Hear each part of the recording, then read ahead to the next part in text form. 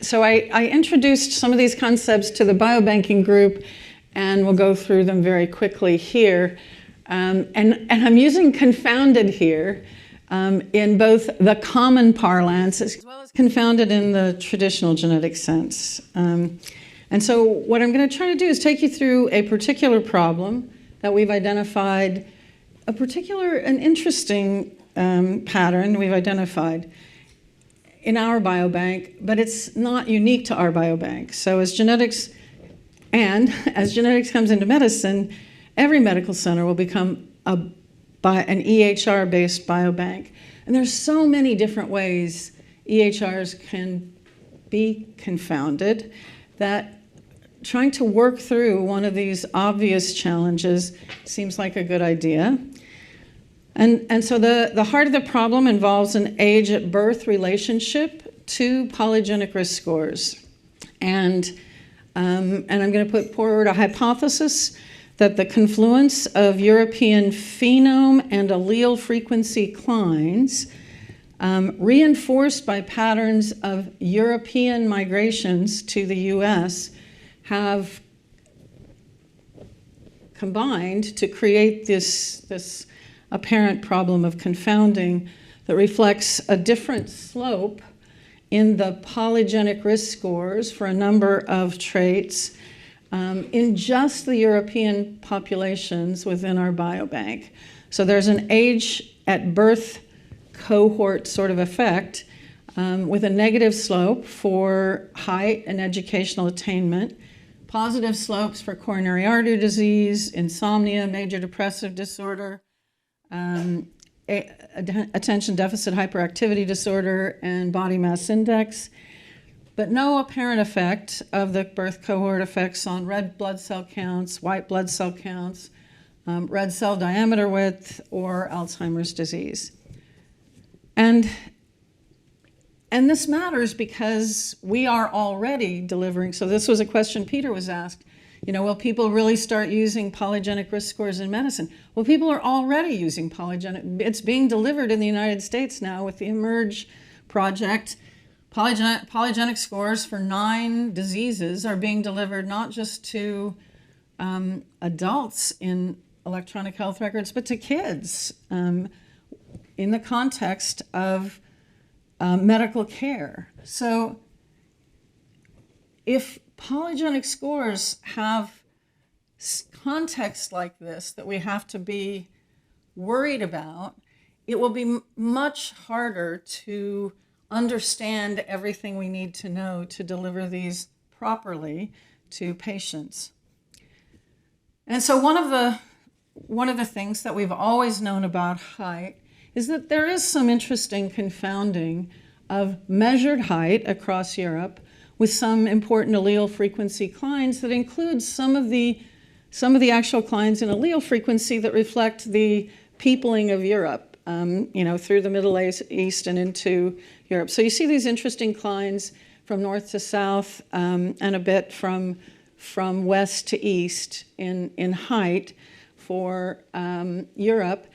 And that was always the source of some additional challenges in GWAS because, with polygenicity involving alleles with common alleles with relatively small effects, even as was shown later within the UK Biobank, it can be 100 principal components in a big sample size is not necessarily sufficient to fully correct for this kind of confounding within continental ancestries.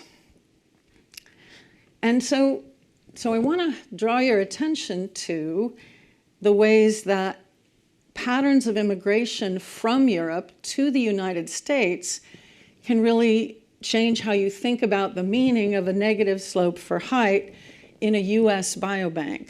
So throughout the 1600s, 1700s, the immigration from Europe to the United States was almost exclusively from the British Isles, from England, Scotland, Wales, and Ireland. That was most of the people who came in the 1600s and 1700s.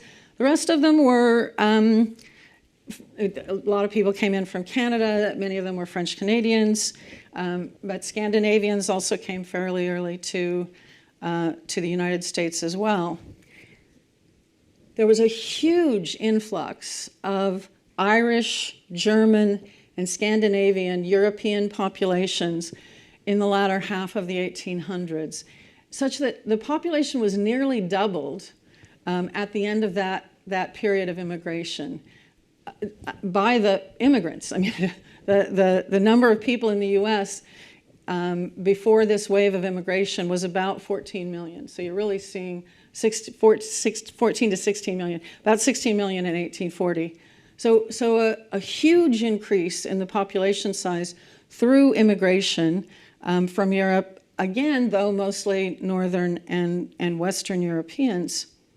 But starting at about 1900, we had a big influx of largely, so a similar sample size, but over only 20 years, 15 million immigrants from mostly Southern and Eastern Europe. So that was Italian, Polish, and Russian, and that was basically Jewish populations and Italian populations coming to the US in really big numbers for the first time. That was also a time when eugenics in the United States was gaining some ascendancy, and there was a real backlash against people speaking foreign languages speaking non-English languages coming to the United States. And so in 1924, with the Immigration Act of 1924, the quota for European immigrants was such that 82% of a much smaller number of slots were reserved for Northern and Western Europeans. But really, the number of slots was so much smaller, and the way that the Great Depression and World War II interfered meant that over the next years there was much, much less immigration to the United States from anywhere, and it was mostly small numbers of refugees coming right before and around World War II. The Immigration and Nationality Act of 1952 finally increased quotas for Southern and Eastern Europeans, but also imposed some work requirements and profession requirements that were intended to attract more Northern and Western Europeans. And as a consequence, many immigration slots remained unfilled, and immigration was remained low. Legal immigration remained low relative to the years before 1920. And then finally in 1965, they just ended the quota system, but set up a visa system intended to favor family members of existing immigrants, which was thought at the time would favor Northern and Western Europeans, but instead was used largely by Latin American and Asian families to enlarge their share of the immigrant population. And so finally in 1989, there were 1 million immigrants in a year for the first time since the 1920s. But the 1990 Immigration Act created what was called a diversity visa, designed to make up for the lower numbers of Europeans immigrating to the United States. And in the first year, all of the diversity visas basically went to Ireland. And then after that, mostly to Southern and Eastern Europeans. So there was a really big influx at that time of Southern and Eastern Europeans. And this was like refugees from Bosnia in really big numbers to the United States, but also lots of people from parts of the sort of split of the Soviet Union. And so many Ukrainians, Lithuanians, Latvians, still lots of Poles, but also Kurdish population, all coming to the United States in relatively larger numbers then.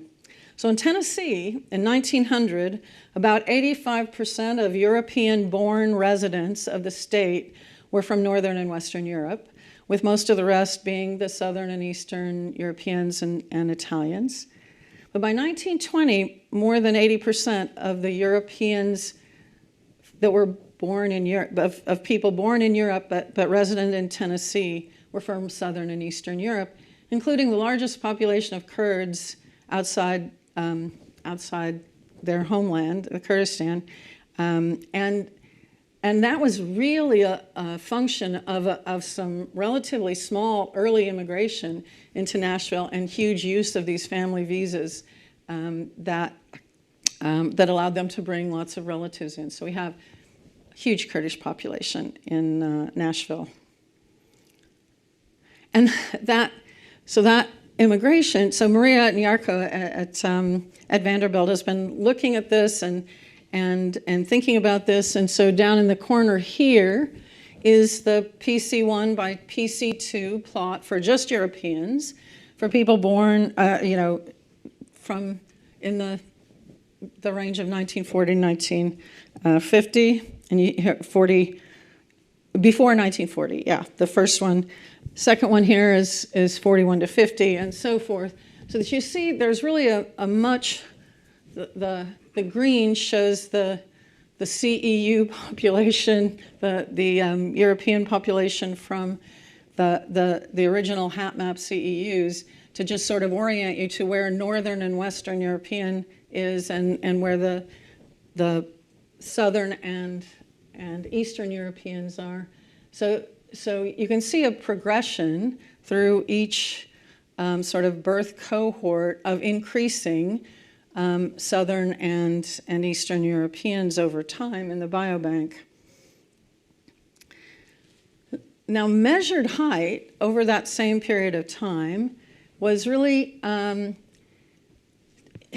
increasing some. I mean, so they say rapid increase. It's all relative. But it really stabilized in the 1950s, and it's plateaued since then. So this is average, shown for the US. And actually, in our biobank, over these birth cohorts, you see a small recent decline. It's pretty stable, but I think you can see a decline in the average height of both sexes, just for and this isn't even the most recent cohort, because we don't include we don't want to look at height in people under 18. So the last dates that we're looking at are from 2007. So measured height certainly was not increasing in the biobank at the time the slope was going down, and there's some decline in the last years. These are all small, but height, I mean, these are relatively small differences, and if you think of the standard deviation units, that's so it's not wildly different from the scores, at least in the direction. It wasn't increasing over that whole period of time. But years of education has. So the trends for years in education in the US are very, very clear over time. They've sort of all across the US. So Tennessee is in the light blue, and the overall US is in the darker blue. We lag the United States as a whole in Tennessee, although Nashville does not, as I'll show you. So this was from the U.S. Census Bureau, but the data from 2010 and 2020 confirm this upward trend. So these are the numbers for Tennessee. So we have a very clear, actually, increase in the proportion of Tennessee residents that are college graduates. And in Nashville, it's an even more dramatic increase in the proportion of Nashville residents who are college graduates.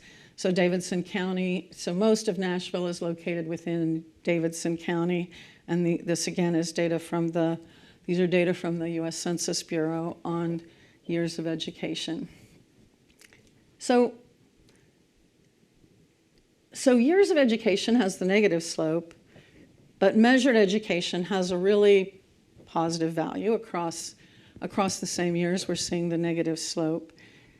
We've already seen that the migration patterns mean that we do have more Southern and Eastern Europeans in BioView over time.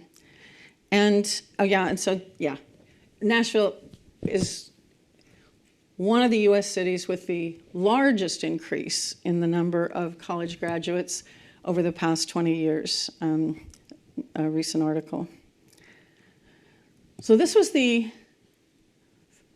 heat map for how height changed across Europe with geography.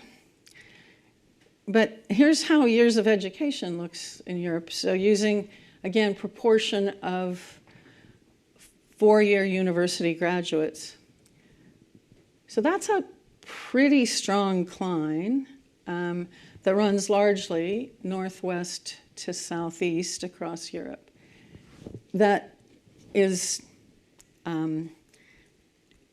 not quite the same climb as we see for height, but in terms of the magnitude of the effect, quite large, and is likely to do some of the same things to polygenic scores created for years of education that we struggle with in height for polygenic scores. And these are real, these are reflecting the kinds of investments that governments make in education for their populations, the prioritizations they make. College education is largely free in the countries where you see the highest level of four-year college degrees, and not in the countries where you don't.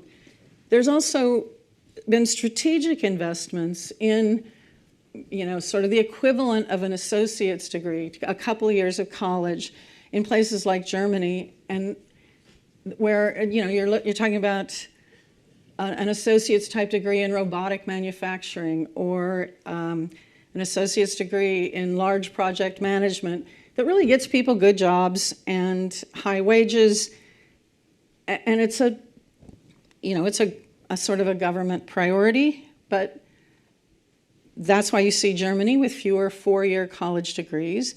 And as some of the Soviet Union, as the Soviet bloc broke up, and some other Eastern European countries came out of the Soviet orbit, they invested similarly in these kinds of associate degree sorts of education programs for their populations, rather than in free four-year universities, maybe because they couldn't afford to yet. And so then think about what I just showed you about the waves of immigration to the United States, where the Northern and Western Europeans come first, and the ways that people accumulate wealth as new immigrants, and the time it takes to go from indentured servant to somebody who's freely able to work and then get a high school education, and how many generations it takes before people get to, from these descendants from these families, get to go to college. But you might be asking, so why would a polygenic score for educational attainment yield a negative slope? Because the GWAS don't come just from Europe. A lot of the GWAS come from the United States.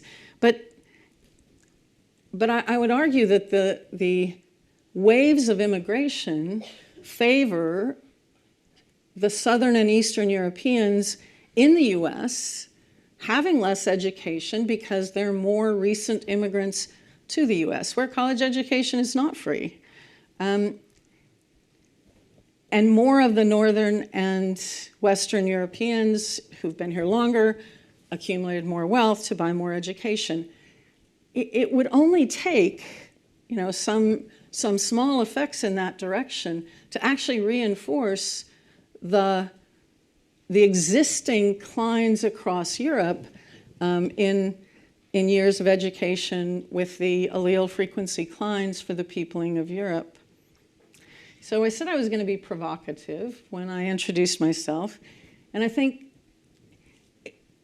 it's food for thought to remind ourselves how many different ways biobanks get confounded by things that aren't about the genetics. They're about government priorities for investment, about how countries choose to spend money for education. And so my working hypothesis now for why we see a negative slope for years of education in our educational attainment in BioView has to do with this complicated reinforcement of confounding within populations in Europe, where we're doing GWAS, where with the allele frequency declines across Europe from southeast to northwest, combined with the immigration patterns in the US and the way that the accumulation of wealth confounds education by Southern and Eastern European versus Northern and Western European. So those two collide in the US to also create an opportunity for GWAS to favor alleles from Northern and Western countries being more strongly associated with educational attainment, even in US GWASs. And so when Eliezer told me last Friday that maybe you could do another talk, so this is not stuff that we've come to for very long. And if you think about it, it's going to be really hard to test this hypothesis anyway, except what came up actually in Loic's talk. So one of the things that they did when people were looking at the first data to come out of the UK Biobank on height, which failed to replicate previous studies suggesting that height was under selection within Europe. And the data from the UK Biobank really didn't replicate that. And in the end, people came to the conclusion that there was still some residual confounding that exaggerated effect sizes in a way that really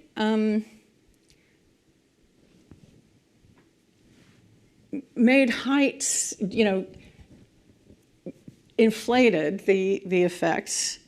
And I think, one of the things they did was to create a polygenic score that just from Italy to the UK, and show how that was sort of effective at removing some of that confounding. And I do think one way to test this is basically to build a polygenic risk score more from, say, Greece, get that southeast to northwest cline, and look at either how predicted that is directly for years of education, or how much of what we think of as genetics is removed when we use that as a covariate in studies related to years of education. So I would love to have now some discussion about these ideas and whether this seems crazy to people who know these things. And I know Peter and Loic and many others here who've worked on years of education are likely to have some counter arguments. But it matters for us, for all of us, who think that we're going to take genetics into medicine, when there are the possibility of substantial confounding that isn't about the genetics. And so I think the discussion is really worth having. So I'm going to get us back on time for lunch, but please ask questions.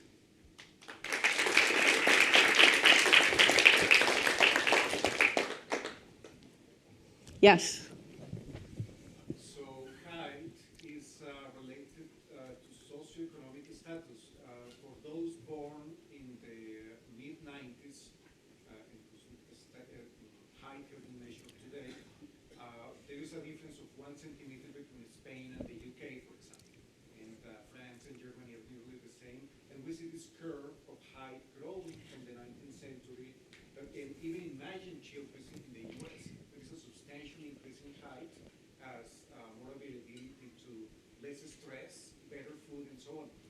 interpret that? Yeah, no, so I think height is really interesting. It's probably, the heritability of height has probably gone up since the 1800s, for example, when protein was limiting in many places for people to achieve adult heights. And I think many countries managed to get enough protein into the vast majority of their populations that height has been stable in many places for some time now. And there are no doubt parts of the world where that's still not true, and where environmental factors such as the amount of protein available is limiting height and affecting what we would measure as heritability. It's always been really interesting, the Hutterite populations in the United States that not only are a religious isolate, but actually live communally. They eat in a communal kitchen. Their homes don't have kitchens. They eat in a communal kitchen. They eat all the same foods. Alcohol is prohibited. They don't smoke cigarettes.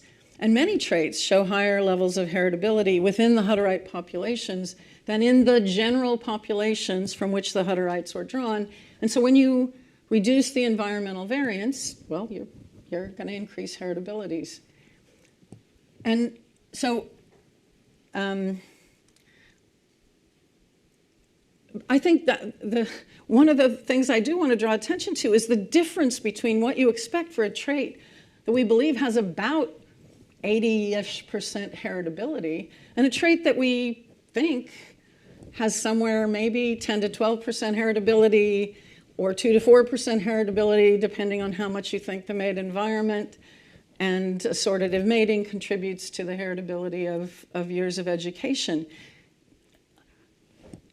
Any level of confounding across a continental decline in allele frequencies confounded with educational levels is going to have a bigger impact on what we calculate for polygenic scores for something like years of education that has less heritability overall. So the proportional confounding of that with these allele frequency declines would be greater.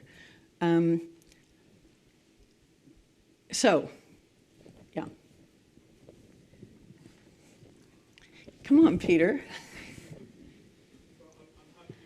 Oh, go, Loic, yeah. Yeah, actually, my question is for clarification. So you say that this pattern is actually replicated across biobanks, the sort of the decline trend. And I seem to remember that we actually see this decline in the UK Biobank as well, but potentially different migration history. So. Yeah, so I think the magnitude was lower in the UK Biobank. I mean, it's on a per standard deviation basis. The magnitude was, of course, lower. It's a more homogeneous population. But yes, this is not the first time people have reported some declines in polygenic scores by year of birth. But I think the declines observed in the United States are notably larger than the declines that were reported in the UK Biobank. And they have been seen in other US-based EHR biobanks, for sure. Yeah, Peter? So if I understand your hypotheses, so you showed this example of height, and that could actually, maybe more controversial, but the height differences in Europe could actually be real genetic differences, Oh. not due to selection, okay? Yeah. In the giant paper, we often test for this north-south decline in the effect sizes and all that, and we don't see any there. Your hypothesis about educational attainment is completely different from that from height, as I understand it. Well, so I guess there's a really different kind of observation. Height in our biobank, where we have more and more Southern and Western Europeans is largely stable. Measured height is largely stable across the time frame, but it definitely, I mean, there is a decrease in measured height as in the later part of our biobank's history, as the number, given the increased numbers of Southern and Eastern Europeans have come into the biobank. But I think that the point is height didn't increase across time in our biobank the way years of education have, relative, in comparison with the same kind of negative slope for years of education that is seen for height. So your primary observation is that the allele frequencies of height increasing or educational attainment increasing alleles on average have changed over time. So that either reflects, so the competing hypotheses are that either reflects the ascertainment in the biobank as a function of people are genetically different, or it reflects biases in the estimated effect sizes, that it picks up somehow their ancestries. And that is your hypothesis for educational attainment, if I understand it. Yes. So you could test that by, it's suggested, by taking if you think it's a US-based thing, by taking a predictor that is from outside the US, or there are also predictors out there in the public domain within families, which are much less predictive, quite right, because of environment, genes are covariances, but you can still look for a climb there. No, I think that's a great idea, and we can definitely do that. I do think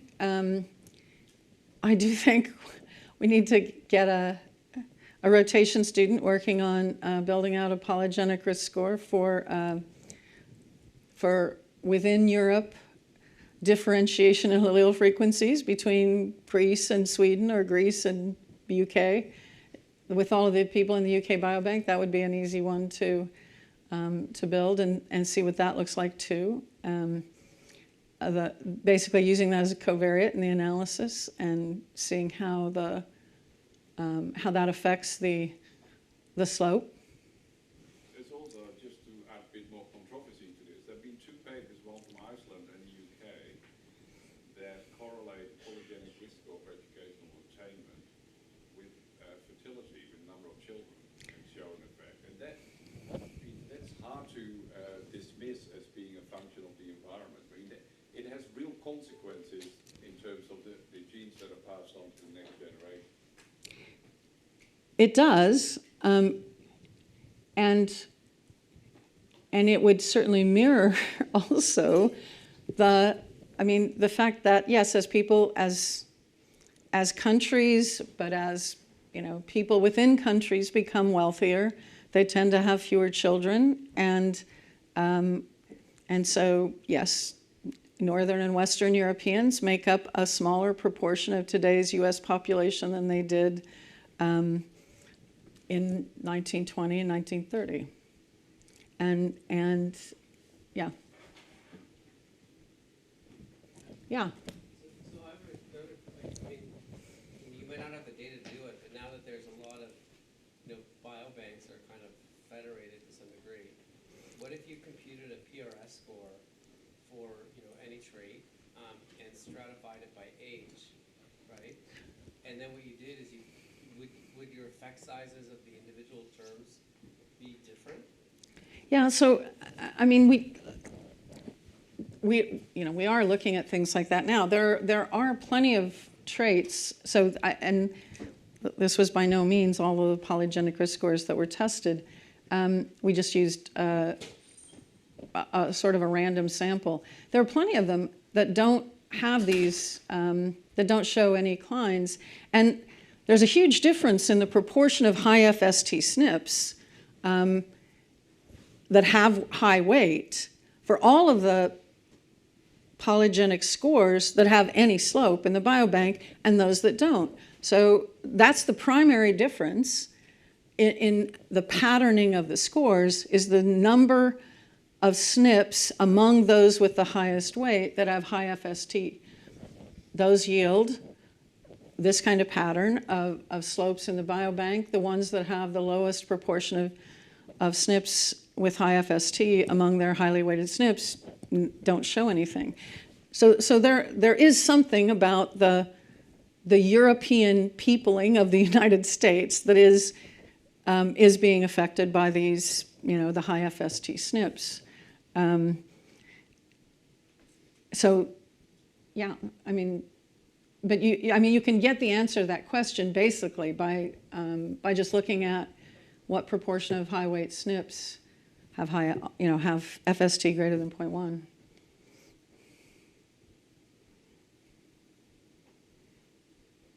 So actually, one more kind of question. So you show this, like, obviously this, like, confounding with time of biobank. Like, I mean, you're basically saying that population's different at different ages. Yeah. No, I mean, so some of these things were easily replicated in Mass General Biobank and to a lesser extent in smaller biobanks because, again, it's, it does depend on when you started collecting data, phenotypic data on people. And so that's an advantage to our biobank because it goes back so far that we have people born, before 1930. So, I mean, but I guess, like, what's the implication if we think about, people in this room, particularly who are building, let's say, machine learning methods that are predictive of, let's say, people when they're at risk for common diseases, kind of the common disease age, as predictors, and now we train on data, right? People who are maybe 10 years older that have either gotten the disease or not. Yeah. It's a different population than what's there today. Well, so one of the things everybody has to be reminded of sometimes is that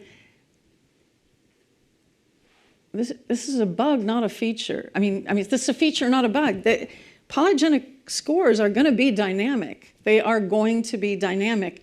A polygenic score trained on just the Framingham data, for example, the original Framingham data, before we understood the importance of LDL cholesterol in myocardial infarction, is not predictive of events in BioView today because LDL cholesterol biology was such an important part of the risk of a myocardial infarction in the pre-statin era, and we treat that part of cardiovascular disease really well now. People with high LDL all get put on statins that very effectively lower LDL cholesterol, and so those scores are much less predictive of a myocardial infarction now. If you look at people who have events now, even though they're on statins, Lp(a) is your biggest risk factor now. And so the prediction for cardiovascular disease going forward really should be made in today's biobanks with today's data and today's successes of using the genetics to improve health for cardiovascular disease. As we go forward in time, we hope it all works like that, right? We hope to pick off the biggest things that affect health, get drugs that ameliorate those effects, and then look at a somewhat less heritable trait going forward where we try to pick the next cherries to improve health. So it's a feature, not a bug, that polygenic scores are and will be dynamic with time as we learn more of the genetics and create better therapies for people who have the risk factors that we can identify. But I think things like this also should give us some trepidation about all of the things that can confound us in complex societies with complex immigration patterns, complex investments in things like education, and the fact that there are there are big declines in allele frequencies across many continents, north to south and east to west, that reflect all kinds of of interesting ways that both the original out of Africa peopling of the rest of the world, but also major demographic shifts after that. And those things we ignore at our peril, and we need to pay attention. Did you guys know about the declines in education, years of education across Europe? I mean, the height thing is common knowledge. Was it as well known that there's at least as big a sort of an effect for years of education across Europe? Well, when I was involved in the first educational attainment paper in 2013, you and your colleagues wrote a correspondence to Science to say yeah, because education, and it wasn't. Because the top signals all had zero frequency in Africa and Asia. There's lots of, I mean, it's obviously the controversy here is the trait, right? But if we try to ignore this for the moment, we expect there to be lots of declines because of human population history and just pure drift. Yes, yeah. But it is different for an 80% trait, heritable trait, with those kinds of declines, and what confounding is capable of doing in an 80% heritable trait, and what confounding is capable of doing in a 2 to 12% heritable trait. And I don't deny, I absolutely don't deny that there can be genetic factors that influence people's tendency to get an education in a variety of interesting ways. I just think the opportunity for confounding is also still quite high. To my knowledge, the SNP heritability of educational attainment in like UK Biobank and other samples is 12 to 15%, but you know, twin studies and other studies suggest it's somewhat higher, I think, but they're obviously questionable given other sources. Yeah, no, I know. So the people who look at the mate environment and have lower estimates. Just one thing I'd like to bring to the conversation is the polygenic score of educational attainment is capturing multiple traits underlying. Yes. Why people should long the studies. It's partly captured by cognitive abilities, but also all sorts of things like resilience, whatever. And in a way, we do see that when we think about, I didn't cover that this morning, but one of the analyses we can run without this work that I presented is to think about how, if you condition fluid intelligence on educational attainment and vice versa, do you still pick up an effect of sorted mating? And what we see is that for fluid intelligence, as long as you can condition on educational attainment, we can pretty much account for the assortment signal. But the assortment on educational attainment, there's some component that remains over and above accounting for cognitive ability. Yeah. No, and I think it's a great trait for looking at for assortative mating, because I think at the time when people are considering mates, yes, they're also getting their educations or not, and so that a lot of your points at your lecture are highly relevant for thinking about that trait. So, anyways. This has been really fun so far. Thanks for everybody's attention and the discussion, and happy to discuss more.